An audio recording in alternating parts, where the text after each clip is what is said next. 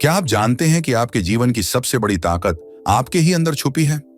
Joseph Murphy की यह classic किताब the power of your subconscious mind आपको दिखाती है कि कैसे आप अपने अवचेतन मन की शक्ति से बीमारी, असफलता और डर को दूर कर सकते हैं। यह सिर्फ एक किताब नहीं, बल्कि मन की ताकत से जिंदगी बदलने का रहस्य है। आइए इस प्रेरणादायक यात्रा की शुरुआत करें A2 ऑडियो बुक के साथ। ये सबकॉन्शियस माइंड के बारे में लिखी गई अब तक की सबसे बेस्ट बुक है। डॉक्टर जोसेफ मर्फी ने अपना अधिकांश समय पूर्वी देशों के धर्मों के अध्ययन में बिताया। शोध के सिलसिले में वे कई साल भारत में भी रहे। विश्व के सभी प्रमुख धर्मों का अध्ययन करने के बाद उन्हें विश्वास हो गया कि पूरी सृष्टि में एक विराट शक्ति व्याप्त है, और वह शक्ति हमारे भीतर है, जिसे डॉक्टर मर्फी ने नाम दिया the power of subconscious mind means अवचेतन मन की शक्ति। और इसी शक्ति के बारे में हम इस वीडियो में डिटेल में समझेंगे। जब आप अपने अवचेतन मन की जादुई शक्ति का प्रयोग करना सीख जाएंगे तो आपके जीवन में चमत्कार होने लगेंगे। आप हर वो चीज पालेंगे जिसे आप पाना चाहते हैं, हर वो मुकाम हासिल कर लेंगे जिसे आप हासिल करना चाहते हैं। इतना पैसा कमा पाएंगे कि जिसकी आपने कल्पना भी नहीं की होगी। इस बुक में टोटल 20 चैप्टर हैं जो हमें सफलता की सीढ़ी तक पहुंचा सकते हैं, जिसके द्वारा हम जो चाहे वो पा सकते हैं। अगर आप इस पूरे वीडियो को ध्यान से देखते हैं, समझते हैं और अपने जीवन में अमल करते हैं तो मैं आपको प्रॉमिस कर सकता हूं कि आपको जीवन में सफल होने से कोई भी रोक नहीं पाएगा और सफलता की हर बुलंदी को आप छू पाएंगे। अगर आप भी जीवन में हर वो चीज पाना चाहते हैं जिसकी आपने कल्पनाएं भी नहीं की तो वीडियो को पूरा देखना और एक भी पॉइंट मिस मत करना। तो चलिए शुरू करते हैं। चैप्टर 1, आपके भीतर बहुत बड़ा खजाना छिपा है। क्या आप जानते हैं, चुंबक लगा लोहे का एक टुकड़ा अपने वजन से 12 गुना अधिक वजन को आसानी से उठा सकता है, लेकिन अगर उसमें से चुंबक निकाल दे तो वह एक दिन का भी नहीं उठा सकता। इसी तरह दुनिया में 2 तरह के लोग होते हैं। एक चुंबकीय ताकत रखने वाले, जिनमें विश्वास और आस्था कूट कूट कर भरी होती है, जो जानते हैं कि वे जीतेंगे और सफल होंगे। और दूसरे, जिनमें चुंबकीय तत्व नहीं होते, जो हमेशा डरे हुए रहते हैं, भयभीत रहते हैं, उन्हें हर बात में संदेह होता है। इस प्रकार के लोग जिंदगी में आगे नहीं बढ़ पाते। आप भी चुंबकीय व्यक्ति बन सकते हैं, बशर्ते आप इतिहास के सबसे बड़े रहस्य अवचेतन मन की शक्ति को समझ ले और उस पर अमल करने लगे। अब हम समझेंगे कि यह अवचेतन मन है क्या। आपका मस्तिष्क दरअसल में एक है, किंतु उसके 2 स्पष्ट भाग हैं। दोनों की विशेषताएं अलग अलग हैं। दोनों भागों को एक रेखा अलग करती है। दोनों के कार्य बुनियादी रूप से एक दूसरे से अलग हैं। प्रत्येक विभाग को अलग अलग शक्तियां और गुण मिले हैं। एक चेतन मन और दूसरा अवचेतन मन। जो सतह पर दिखाई देता है, यानी जैसे आप दिखाई देते हो, वो चेतन मन है, और जो आपके अंदर का मन, जो आपके अंदर है, जो दिखाई नहीं देता, वह अवचेतन मन है। चेतन मन और अवचेतन मन एक दूसरे से कैसे कनेक्टेड हैं, ये एक स्टोरी से समझते हैं। एक बार महान ओपेरा गायक एनरिको कैरुसो अपनी करियर की शुरुआत में मंच पर जाने से घबरा रहे थे। डर के मारे उनके गले की मांसपेशियां ही ऐंठ गई। उनका चेहरा पसीने से तरबतर हो गया। वे शर्म और घबराहट में मंच के पीछे चले गए। कुछ ही पल बाद उन्हें हजारों लोगों के सामने परफॉर्म करना था, लेकिन पब्लिक को देखकर उन पर डर की भावना हावी हो गई। उन्होंने कांपते हुए कहा, मैं नहीं गा सकता, सब लोग मुझ पर हंसेंगे। वे अपने ड्रेसिंग रूम में जाने के लिए मुड़े। तभी अचानक वे रुक कर चिल्लाए, भाग जाओ डर, तुम्हें भागना ही होगा, भागना होगा, भागो यहां से। वे दोबारा मंच पर गए और सीना तानकर खड़े हो गए, और उन्होंने ऐसे गाया कि सुनने वालों का दिल जीत लिया। इस स्टोरी से हमने क्या सीखा? जब आपका चेतन मन डर, चिंता और तनाव से भर जाता है तो आपके अवचेतन मन में भी नकारात्मक भाव प्रवाहित होने लगते हैं, और यही नकारात्मक भाव चेतन मन में दहशत, आशंका और निराशा भर देते हैं। जब कभी आपके साथ ऐसा हो तो एनरिक कैरुसो की तरह आप भी अपने चेतन मन के नकारात्मक विचारों के समक्ष पूरे साहस और विश्वास के साथ डटकर खड़े हो जाए और अपने मन में कहे, मैं पूर्णतः नियंत्रण में हूं, मैं यह काम आसानी से कर सकता हूं, यह बहुत आसान है। जब आप चेतन मन को इस तरह आदेश देंगे तो आपका अवचेतन मन शांति और सद्भाव से भर जाएगा, और आपके अंदर जोश, उत्साह और शक्ति आ जाएगी, और आपको ऐसे परिणाम मिलेंगे जो आपने सोचे भी नहीं होंगे। मान लीजिए कि आपका मस्तिष्क एक बगीचा है और आप उस बगीचे के मालिक हैं। अब आपके बगीचे में कौन सी फसल उगेगी? ऑब्वियसली आपके बगीचे में वही फसल उगेगी जिसके बीज आप उसमें बोएंगे। उसी तरह हम भी अपने मस्तिष्क के बगीचे में दिन भर अपने विचारों के बीज बोते हैं। अब ये विचारों के बीज आते कहां से हैं? ये उत्पन्न होते हैं हमारी आदतों से। अगर आप कांटे बोते हैं तो क्या आपको अंगूर मिलेंगे? कंटीली झाड़ियां बोएंगे तो क्या अंजीर की फसल मिलेगी? जैसे विचारों की बुआई आप अपने मस्तिष्क में करते हैं, वैसे ही परिणाम आपको मिलते हैं। अब सवाल यह है कि आपको चेतन मस्तिष्क में ही अच्छे विचार क्यों सोचने हैं? तो जवाब है क्योंकि अवचेतन मन सही गलत में फर्क नहीं कर सकता। ये तो बस चेतन मन द्वारा सोचे गए विचारों को अस्तित्व देने का काम करता है, चाहे वो सही हो या गलत। ये बहुत ही इंपॉर्टेंट लाइन है। अगर एक बार में समझ ना आई हो तो बैक जाकर दोबारा सुन लेना। फॉर एग्जाम्पल, अगर कोई इंसान है जो किसी पर बहुत ज्यादा गुस्सा है और उसका गुस्सा इस हद तक बढ़ गया कि वो उसका खून करना चाहता है और बार बार बोलता रहता है, मैं उसको मार डालूंगा, मैं उसको मार डालूंगा, उसका खून कर दूंगा। बार बार यही बातें बोलने की वजह से ये सारी बातें उस इंसान की अवचेतन मन पर अंकित हो जाएगी और अल्लादीन के चिराग से उत्पन्न हुए जिनकी तरह उसका अवचेतन मन बोलेगा, जो हुक्म मेरे आका, और वो ऐसी परिस्थितियां उत्पन्न कर देगा कि वो इंसान एक दिन सचमुच खून कर देगा। अब किसी का खून करना यह तो बहुत बुरी बात है, तो अवचेतन मन ने उसे यह सब करने से रोका क्यों नहीं? क्योंकि अवचेतन मन सही और गलत में फर्क नहीं कर सकता। यह तो बस चेतन मन द्वारा सोचे गए विचारों को अस्तित्व देने का काम करता है, चाहे वो विचार सही हो या गलत। और अगर कोई स्टूडेंट एग्जाम में टॉप करना चाहता है और बार बार बोलता है, मैं टॉप करूंगा, मैं टॉप करूंगा, मैं टॉप करूंगा, बार बार बोलकर इस विचार को अपने अवचेतन मन में अंकित कर देता है, तो फिर से आपका अवचेतन मन कहेगा, जो हुक्म मेरे आका, और वो ऐसी परिस्थितियां उत्पन्न कर देगा, आपको इतनी मेहनत करने पर विवश कर देगा कि वो स्टूडेंट एग्जाम टॉप कर लेगा। यह अवचेतन मन हर उस चीज को हकीकत में ला सकता है जो आप हासिल करना चाहते हैं। इसलिए आपके मस्तिष्क में आने वाला प्रत्येक विचार महत्वपूर्ण है। सिर्फ ऐसे विचारों को ही अपने मस्तिष्क में जगह दे जिनसे आपको ताकत और शक्ति मिलती हो, जो हमारे मस्तिष्क को कमजोर करे। ऐसे नकारात्मक विचारों को मस्तिष्क में घुसने ही न दे। चैप्टर 2, आपका अपना मस्तिष्क कैसे काम करता है। चेतन मन जहाज के कैप्टन की तरह होता है। वह सिर्फ नीचे इंजन रूम में बैठे कर्मचारियों को आदेश देता है, जो सभी बॉयलरों, मशीनों, यंत्रों को उसके आदेशों के अनुकूल चलाते हैं। मशीन रूम में काम कर रहे कर्मचारियों को यह पता नहीं होता कि वे कहां तथा किस ओर जा रहे हैं। वे केवल आदेशों का पालन करते हैं। कैप्टन अपने कंपास और अन्य यंत्र के आधार पर यदि गलत या अधूरा आदेश भी देता है तो भी वे उस आदेश को बिना कोई सवाल करे मान लेते हैं, भले ही वे पहाड़ से टकरा ही क्यों न जाए, क्योंकि उनका काम सिर्फ ऑर्डर फॉलो करना है। एम्प्लॉयज कैप्टन से सवाल नहीं कर सकते, वे केवल आदेश का पालन करते हैं। ठीक इसी तरह आपका चेतन मन कैप्टन है, आपके जहाज का नेविगेटर है। जिस विचार पर आपका चेतन मन विश्वास करता है और सही मानता है, उसी विचार को अवचेतन मन बिना सवाल पूछे आपका आदेश समझकर स्वीकार कर लेता है, चाहे वो सही हो या गलत। इससे उसे कोई फर्क नहीं पड़ता। और जब चेतन मन से कोई शब्द या वाक्य आप बार बार बोलते रहते हैं तो आपका अवचेतन मन उसे एक्सेप्ट कर लेता है और उसे साकार कर देता है, चाहे वो चीज सही हो या गलत, सकारात्मक हो या नकारात्मक। जब आप कोई नकारात्मक चीजें बार बार कहते हैं, जैसे कि ये बहुत मुश्किल है, मैं ये नहीं कर सकता, मैं स्मार्ट और इंटेलिजेंट नहीं हूं, मैं किसी काम का नहीं हूं, मैं बिल्कुल नाकारा हूं, ये मेरे बस में नहीं है, मैं अमीर नहीं बन सकता, तब आपका अवचेतन मन आपके शब्दों को स्वीकार कर लेता है और बिल्कुल वैसी ही परिस्थितियां पैदा कर देता है जिससे आपके लिए वह चीज प्राप्त करना सचमुच मुश्किल बन जाता है। जब तक आप ये कहते रहोगे, मैं यह कार नहीं खरीद सकता, मैं यूरोप की यात्रा नहीं कर सकता, मैं यह घर नहीं खरीद सकता, यह सूट, यह पतलून नहीं खरीद सकता, तब तक यह जान लो कि आपका अवचेतन मन आपके नकारात्मक आदेशों का पालन करता रहेगा और जीवन भर आप अभावों में जीते रहेंगे। लेकिन अगर आप इसके बदले यह बोलते हैं, यह बहुत आसान है, मैं बहुत स्मार्ट और इंटेलिजेंट हूं, मैं 100% अमीर बन सकता हूं, मैं यह कार खरीद सकता हूं, मैं यूरोप टूर पर जा सकता हूं, तो आपका अवचेतन मस्तिष्क बिना सवाल पूछे यह सच मान लेगा और ऐसी परिस्थितियां उत्पन्न कर देगा जिससे आप उस चीज को हासिल कर लेंगे। सुनने में आपको थोड़ा अजीब लग रहा होगा, लेकिन यही सच्चाई है दोस्तों। एक और एग्जाम्पल देखते हैं। एक युवा गायिका को गाने के ऑडिशन के लिए बुलाया गया। वह बड़ी आस लिए इंटरव्यू का इंतजार कर रही थी, किंतु 3 बार वह ऑडिशन में फेल हो गई। उसका गला बहुत मधुर था, लेकिन फिर भी वह फेल हो जाती थी। क्यों? क्योंकि हमेशा इंटरव्यू के पहले वह हर बार अपने से कहती रही, वे लोग मुझे पसंद नहीं करेंगे, मेरी आवाज उन्हें पसंद नहीं आएगी, मुझे बहुत डर लग रहा है, शायद मेरा सिलेक्शन नहीं होगा। उसके अवचेतन मस्तिष्क ने उसकी नकारात्मक बातों को स्वीकार करके उसके सामने उनको अनुभव के रूप में पेश कर दिया। वह असफल हो गई। उसने अपने भय को इस प्रकार काबू किया। दिन में 3 बार वह एक कमरे में गई। आराम कुर्सी पर बैठकर उसने अपने शरीर को रिलैक्स कर दिया। आंखें बंद करके उसने अपने मन व शरीर को शांत किया।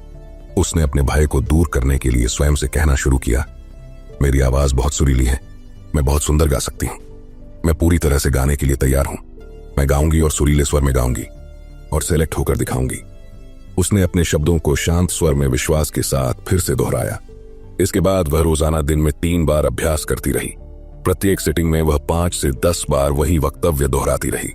महीने के अंत तक वह पूरे जोश और विश्वास के लिए तैयार हो गई, और जब उसे फिर से ऑडिशन के लिए बुलाया गया तो उसने बहुत ही सुरीली आवाज में गाना गाया। उसका सिलेक्शन कर लिया गया। अगर आप भी कभी जीवन में ऐसी परिस्थिति का सामना करते हैं तो इस टेक्निक का इस्तेमाल आपने जरूर करना चाहिए। 100% आप सफल हो जाएंगे। चैप्टर 3, आपके अवचेतन मन की चमत्कारी शक्ति। अमेरिकी मनोविज्ञान के पितामह विलियम जेम्स ने कहा है कि दुनिया को हिलाने की शक्ति आपके अवचेतन मन में है। जो कुछ आप अवचेतन मन पर अंकित करते हैं, अवचेतन मन उसे पूरा करने के लिए जमीन आसमान एक कर देता है। इसलिए आपको इसमें सही और सकारात्मक विचार अंकित करने चाहिए। आपने कई बार रियलाइज किया होगा कि अगर आपको कहीं पिकनिक पर जाना हो या कहीं यात्रा पर जाना हो और जिसके लिए आपको सुबह 4 बजे उठना हो, तो उस टाइम आप 4 बजे का अलार्म लगाते हैं और सो जाते हैं। लेकिन सुबह 4 बजे का अलार्म बजने से कुछ मिनट या कुछ सेकंड्स पहले ही आपकी नींद खुल जाती है। ऐसा क्यों होता है? क्योंकि आपका अवचेतन मस्तिष्क बहुत पावरफुल होता है, और जब आप सोने गए थे तो सोने से पहले आपने मन में कहा था कि मुझे कल सुबह 4 बजे उठना है। आपके अवचेतन मन पर वह बात अंकित हो गई और आपका अवचेतन मस्तिष्क काम पर लग गया, और अलार्म बजने से कुछ सेकंड या मिनट पहले ही उसने आपको उठा दिया। यही टेक्निक आप बहुत बड़ी बड़ी चीजें पाने के लिए भी आजमा सकते हैं। आपको बस करना यह है कि रोज रात को सोने से पहले बेड पर ही पड़े पड़े अपने बॉडी को रिलैक्स या शिथिल करना है, आंखें बंद करनी है और अपने अवचेतन मन को सुझाव देने हैं। ये सुझाव वो हो सकते हैं जो आप बनना चाहते हैं या फिर हासिल करना चाहते हैं। जैसे अगर आप अपने व्यवसाय में सफल होना चाहते हैं तो आप बोल सकते हैं, दिन रात मैं अपनी सभी रुचियों में समृद्ध हो रहा हूं। मेरा बिजनेस डे बाय डे बहुत अच्छा चल रहा है। मेरे पास बहुत सारा पैसा आ रहा है। मैं अमीर बन रहा हूं। दुनिया की सारी खुशियां मुझे मिल रही हैं। मैं पूर्ण, आदर्श, सशक्त, शक्तिशाली, प्रेमपूर्ण, सामंजस्यपूर्ण और खुश हूं। ऐसा आपको लगातार 21 डेज तक करना है, और उसके बाद आपको इसकी आदत हो जाएगी और आप जानकर हैरान हो जाएंगे कि आपके जीवन में ऐसे चमत्कार होने लगेंगे जिसकी आपने कल्पना भी नहीं की होगी। अपने अवचेतन मन को खुशी, समृद्धि, प्यार, आनंद, जोश और उत्साह देने वाले विचारों से भरें। इससे क्या होगा कि जो आपके नकारात्मक जहरीले विचार जो अड्डा जमाए बैठे हैं, वे अंततः हमेशा के लिए बाहर निकल जाएंगे। हाँ, लेकिन इसके लिए आपको सतत प्रयास करना होगा, और एक बार जब आपको इसकी आदत हो जाएगी तो फिर आपका फर्श से अर्श तक का सफर शुरू हो जाएगा। याद रखें, जैसे पानी पाइप में जाकर उसका आकार लेकर बहने लगता है, ठीक उसी प्रकार जीवन भी आपके अंदर के विचारों के अनुरूप ही बहता है। चैप्टर 4, प्राचीन काल में मानसिक उपचार। प्राचीन समय में जब आज की तरह बड़े बड़े हॉस्पिटल्स नहीं थे, तब भी लोगों का बीमारियों से इलाज किया जाता था और लोग अपनी बीमारियों से ठीक भी हो जाते थे। उस समय मनुष्यों को बीमारी से ठीक करने का ज्ञान पुजारियों और धर्मगुरुओं तक ही सीमित था। लोग विश्वास करते थे कि ईश्वर ने उन्हें कुछ विशेष शक्तियां दी हैं जिनके द्वारा वे उपचार कर सकते हैं। ये पुजारी और धर्मगुरु इलाज करने के लिए मंत्रों का, तावीजों का, अंगूठियों या स्मृति चिन्हों का प्रयोग किया करते थे। जब कोई बीमार हो जाता तो लोग उन्हें इन पुजारियों या धर्मगुरु के पास ले जाते और वे सिर्फ मंत्रों और तावीजों के सहारे ही उनका इलाज कर देते थे और रोगी ठीक भी हो जाता था। क्या आपको लगता है कि वे रोगी सिर्फ तावीजों या मंत्रों के वजह से ही ठीक होते थे? ऑथर कहते हैं कि वे सिर्फ मंत्रों या तावीजों के वजह से नहीं, बल्कि अवचेतन मन के शक्ति से ठीक होते थे। जैसा कि हमने पहले देखा कि लोग उन पुजारियों में, धर्मगुरुओं में विश्वास करते थे कि वे उनका इलाज कर देंगे। उनकी आस्था बहुत ज्यादा होती थी। जैसे ही रोगी उनके पास जाता तो रोगी को लगने लगता कि अब मैं जरूर ठीक हो जाऊंगा, और यही निर्देश उनके अवचेतन मन में अंकित हो जाता था कि अब वे जरूर ठीक हो जाएंगे। और जैसे हमने इससे पहले ही समझा है कि अवचेतन मन में जो विचार अंकित हो जाता है वो हकीकत का रूप ले लेता है, और इसी वजह से वे रोगी ठीक भी हो जाते थे। हमारा अवचेतन मन इतना पावरफुल है कि यह हर बीमारी का इलाज कर सकता है। आपकी आस्था जितनी ज्यादा होगी, आपको परिणाम भी उतनी ही जल्दी मिलेगा। चैप्टर 5, आधुनिक युग में मानसिक उपचार। जिस तरह से प्राचीन समय में पुजारी और धर्मगुरु इलाज करते थे, उसी तरह आज के आधुनिक युग में लोगों का इलाज करने के लिए डॉक्टर्स और हॉस्पिटल्स हैं। लेकिन पुरानी कहावत है, डॉक्टर घाव पर पट्टी बांधता है और ईश्वर उसे ठीक करता है। यहां पर ईश्वर शब्द का प्रयोग अवचेतन मन के लिए किया गया है। कोई भी डॉक्टर या सर्जन पूरी तरह से यह दावा नहीं कर सकता कि उसने मरीज को ठीक कर दिया। उपचारक शक्ति एक ही है, हालांकि इसे अलग अलग नामों से पुकारा जाता है, जैसे प्रकृति, जीवन, ईश्वर, रचनात्मक ज्ञान। लेकिन वास्तविकता में ये सभी अवचेतन शक्ति की ओर इशारा करने के भिन्न भिन्न तरीके हैं। एक पेशेंट था जिसकी जीभ में लकवा मार गया था और सभी प्रकार के चिकित्सकीय उपचार व्यर्थ हो गए थे। उसके डॉक्टर ने रोगी को बताया कि उसके पास एक नया यंत्र है जिससे उसे विश्वास है कि उसका इलाज हो जाएगा। डॉक्टर ने पॉकेट थर्मामीटर रोगी के मुंह में लगा दिया। रोगी ने उस नए यंत्र की कल्पना की जो उसे ठीक करने के लिए लगाया गया था। कुछ ही मिनटों में वह खुशी से चिल्ला उठा कि उसकी जीभ फिर से चलने लगी है। एक युवती डॉक्टर के पास आई। उसने लिखकर बताया कि पिछले 4 सप्ताह से उसकी आवाज बंद हो गई है। डॉक्टर ने जांच में यह सही पाया।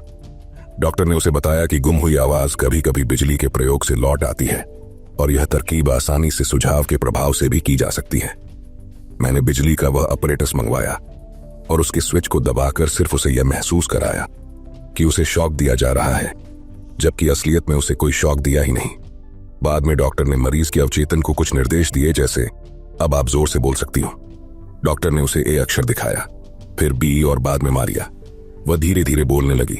गुम हुई आवाज लौट आई।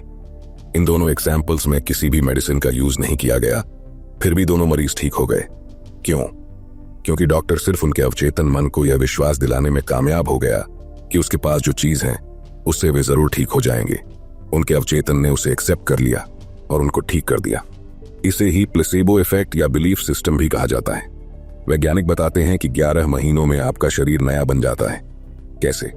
हमारे शरीर की लाखों कोशिकाएं हर रोज मर जाती हैं और उनके जगह पर नई निर्माण हो जाती हैं। हर 11 महीने में हमारे संपूर्ण शरीर की कोशिकाएं पूरी तरह से मर जाती हैं और उनके जगह नई निर्माण हो जाती है।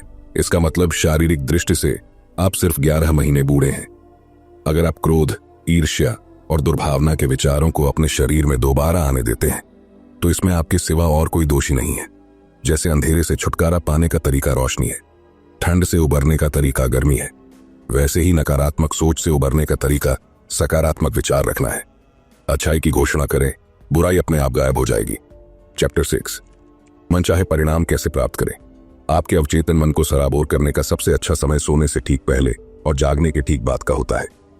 ऐसा इस कारण है क्योंकि अवचेतन सोने से ठीक पहले और जागने के ठीक बाद सबसे ज्यादा सशक्त होता है।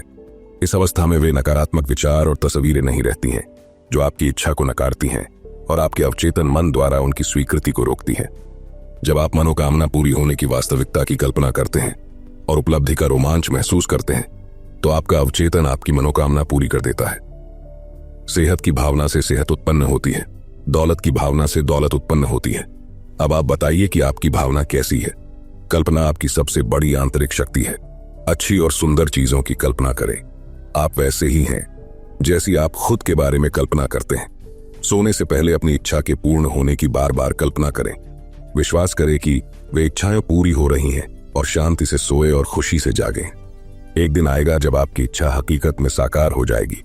याद रखें, अगर आपके जीवन में कोई समस्या है तो आप अपनी किसी भी समस्या का उत्तर बताने की जिम्मेदारी सोने से पहले अपने अवचेतन मन को सौंप दें। वह आपको उसका उत्तर देगा।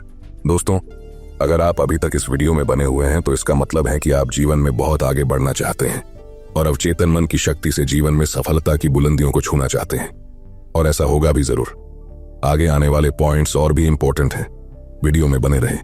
चैप्टर 7, धन और दौलत के लिए अवचेतन मन की शक्ति का प्रयोग कैसे करें। दौलत की चेतना विकसित करने का सटीक तरीका। आप एक काम करें, रोजाना सोने से पहले और सुबह उठने के बाद 5 मिनट तक ये 2 शब्द दोहराएं, दौलत और सफलता। इन शब्दों में जबरदस्त शक्ति है। ऐसा बार बार कहे किसी लोरी की तरह, आप परिणाम देखकर हैरान रह जाएंगे। दौलत बड़े हिमखंडों की तरह आपकी ओर प्रवाहित होगी। लेखक बताते हैं कि एक बहुत चिंतित बिजनेसमैन मेरे पास आया। उसकी बिक्री और आर्थिक स्थिति बहुत खराब थी। मैंने उससे कहा कि वह अपने ऑफिस में शांत होकर बैठ जाए और बार बार दोहराए, मेरी बिक्री हर दिन बढ़ रही है। और इसी कथन को रात को सोने से पहले और सुबह उठने के बाद भी दोहराए। इस कथन के कारण उसके चेतन और अवचेतन मन मिलकर काम करने लगे। कुछ ही हफ्तों के अंदर उसे अच्छे परिणाम मिले। आप भी यही फॉर्मूला अपना सकते हैं। कुछ लोग कहते हैं, ओह, मैंने ये किया था लेकिन कुछ नहीं हुआ। उनको परिणाम इसीलिए नहीं मिले क्योंकि शायद 10 मिनट बाद ही वे डर के विचार में डूब गए थे और उन्होंने उस अच्छे विचार को नकार दिया था जिसकी उन्होंने घोषणा की थी। जब आप सुबह जमीन में कोई बीज बोते हैं और दोपहर तक अगर वो पौधा नहीं बन जाता तो क्या आप उसी दिन जमीन खोदकर बीज को बाहर निकाल लेते हैं? आप उसे बढ़ने के लिए समय देते हैं, उसे जड़ें जमाने और बढ़ने का मौका देते हैं।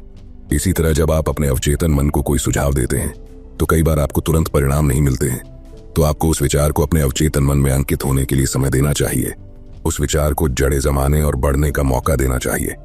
जिस वक्त दौलत का विचार आपके अवचेतन में अपनी जड़ें जमा लेगा तो आपको इतनी दौलत मिलेगी जितनी आपने कभी सोची भी नहीं होगी। चैप्टर 8, अमीरी की शाही राह पर कैसे चलें। यहाँ एक आसान तकनीक दी जा रही है जिसका प्रयोग आप अपने जीवन में धन को कई गुना करने के लिए कर सकते हैं। एक शांत रूम में चले जाएं, आराम कुर्सी पर बैठकर अपनी बॉडी को रिलैक्स करें और दिन में कई बार ये वाक्य दोहराएं, मुझे धन पसंद है, मैं इससे प्रेम करता हूं, मैं इसका समझदारी से, सृजनात्मक तरीके से और न्यायपूर्ण तरीके से प्रयोग करता हूं। मेरे जीवन में धन का लगातार प्रवाह हो रहा है, मैं खुशी से इसे मुक्त करता हूं और यह अद्भुत तरीके से कई गुना होकर मेरे पास लौटता है। यह अच्छा है, बहुत अच्छा है।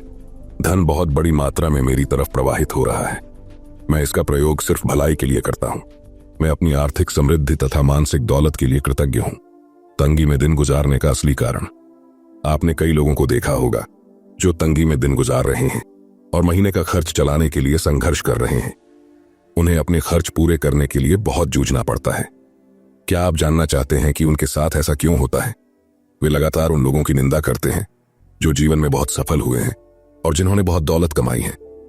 वे सोचते हैं कि अमीर लोग बहुत बदमाश होते हैं, वे लोगों का खून चूस चूस के अमीर बने हैं, वे बेईमान और भ्रष्ट होते हैं और इसलिए वे हमेशा अमीर लोगों से और उनके पैसों से नफरत करते हैं। आप दौलतमंद तो बनना चाहते हैं, लेकिन दौलतमंद लोगों से और उनके पैसों से ही नफरत करते हैं। और ब्रह्मांड का नियम कहता है कि आप जिस चीज से नफरत करते हैं वो आपसे दूर चली जाती है, चाहे वो दोस्त हो, बीवी हो, बच्चे हो, रिलेटिव्स हो या फिर दौलत। अगर आप किसी इंसान को पसंद ही नहीं करेंगे, उसे हमेशा बुरा भला कहेंगे, उसकी निंदा करते रहेंगे, तो वो आपसे दूर चला जाएगा। उसी तरह जब आप सफल और अमीर लोगों को पसंद नहीं करते हो या उनकी निंदा करते हो तो ब्रह्मांड के नियम के अनुसार पैसा भी आपसे दूर चला जाता है और आपको वापस मुड़कर भी नहीं देखता। इसीलिए ऐसे लोगों के पास पैसे की हमेशा कमी रहती है। तो आपको करना क्या है?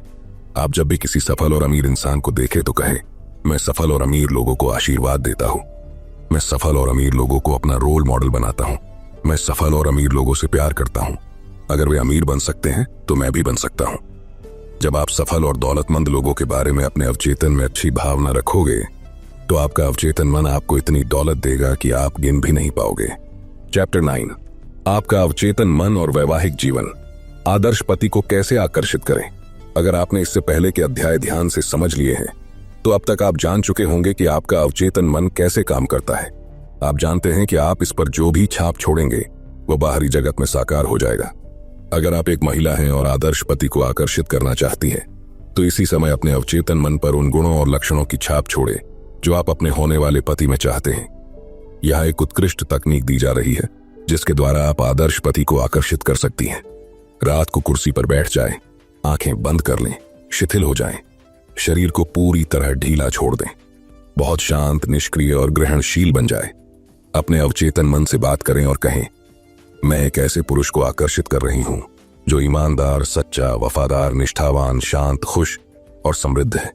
मैं जानती हूं कि मैं उसकी शांति और सुख को बढ़ा सकती हूं। वह मेरे आदर्शों से प्रेम करता है और मैं उसके आदर्शों से प्रेम करती हूं। वह मुझे बदलकर नया नहीं बनाना चाहता है, ना ही मैं उसे बदलकर नया बनाना चाहती हूं। हमारे बीच आपसी प्रेम, स्वतंत्रता और सम्मान है। आदर्श पत्नी को कैसे आकर्षित करें। अपनी आदर्श पत्नी को आकर्षित करने के लिए नीचे दी गई सकारात्मक घोषणा करें। मैं ऐसी महिला को आकर्षित कर रहा हूं जिसके साथ मेरा बहुत अच्छा तालमेल होगा। ये महिला ऐसी है जिसके साथ मेरी जोड़ी आदर्श रहेगी। वह आध्यात्मिक, निष्ठावान, वफादार और ईमानदार है, सामंजस्यपूर्ण, शांत और खुशमिजाज है। हम एक दूसरे की तरफ प्रबलता से आकर्षित हो रहे हैं। मैं जानता हूं कि मैं इस महिला को प्रेम, प्रकाश, शांति और खुशी दे सकता हूं। मैं महसूस करता हूं और विश्वास करता हूं कि मैं इस महिला के जीवन को अद्भुत बना सकता हूं। मैं अब आदर्श जीवन साथी को स्वीकार करता हूं। मानसिक रूप से अपनी पत्नी की वैसी तस्वीर बनाएं जैसी उसे होना चाहिए। खुश, सुखी, स्वस्थ और सुंदर। अपने पति को उस तरह देखें जैसा उसे होना चाहिए। सशक्त, शक्तिशाली, प्रेमपूर्ण, सद्भावनापूर्ण और दयालु। मानसिक तस्वीर देखते रहेंगे तो आप अनुभव करेंगे कि आपका वैवाहिक जीवन स्वर्ग बन चुका है जो सद्भाव और शांति से भरा है। चैप्टर 10, मन से हमेशा युवा कैसे रहे। आप उतने ही युवा हैं जितना खुद को मानते हैं। मैं हर कुछ सालों में लंदन के कैक्सटन हॉल में भाषण देता हूं। ऐसे ही एक भाषण के बाद एक सर्जन मुझसे मिलने आया। उसने मुझसे कहा, मेरी उम्र 84 साल है। मैं हर सुबह ऑपरेशन करता हूं, दोपहर में मरीजों को देखने जाता हूं और शाम को मेडिकल वैज्ञानिक जर्नल्स के लिए लेख लिखता हूं। उसका नजरिया यह था कि वह उतना ही उपयोगी है जितना वह खुद को मानता है और उतना ही युवा है जितने उसके विचार हैं। उसने मुझसे कहा, आपने अभी अभी जो कहा है वह बिल्कुल सही है। व्यक्ति उतना ही युवा होता है जितना वह खुद को मानता है, उतना ही मूल्यवान होता है जितना वह खुद को समझता है। कुछ लोग 30 साल की उम्र में ही बूढ़े हो जाते हैं, जबकि कुछ 80 साल में भी युवा रहते हैं। मस्तिष्क ही सबसे बड़ा बुनकर, आर्किटेक्ट, डिजाइनर और मूर्तिकार है। नाटककार जॉर्ज बर्नार्ड शॉ 90 साल की उम्र में भी सक्रिय थे। रोमन देशभक्त मार्कस पोर्सियस केटो ने 80 साल की उम्र में ग्रीक भाषा सीखी। महान जर्मन अमेरिकन कलाकार मैडम अर्नेस्टाइन शूमैन हैंक दादी बनने के बाद अपनी संगीत सफलता के शिखर पर पहुंची। यूनानी दार्शनिक सुकरात ने वाद्य यंत्र बजाना तब सीखा जब वे 80 साल के थे। माइकल एंजेलो 80 साल की उम्र में अपने सबसे महान कैनवास पर पेंटिंग करते थे। 80 साल की उम्र में सियोस साइमनाइड्स ने कविता का पुरस्कार जीता। लियोपोल्ड वॉन रैंके ने अपनी हिस्ट्री ऑफ द वर्ल्ड शुरू की, जिसे उन्होंने 92 साल की उम्र में पूरा किया। अल्फ्रेड लॉर्ड टेनिसन ने 83 साल की उम्र में अपनी बेहतरीन कविता क्रॉसिंग द बार लिखी। आइजैक न्यूटन 85 साल की उम्र में भी बहुत मेहनत करते थे। लोगों को एक महान सच्चाई याद रखनी चाहिए, इंसान अपने दिल में जैसा सोचता है वैसा ही वह होता है। आप बूढ़े तब होते हैं जब आप जीवन में दिलचस्पी खो देते हैं और सपने देखना छोड़ देते हैं। अगर आपको ये ऑडियो बुक पसंद आई हो तो इसे शेयर करें, लाइक करें और ऐसे ही प्रेरणादायक कंटेंट के लिए सब्सक्राइब करें। आप सुन रहे थे A2 ऑडियो बुक, जहां किताबें बोलती हैं। फिर मिलेंगे एक नई किताब के साथ। तब तक के लिए धन्यवाद।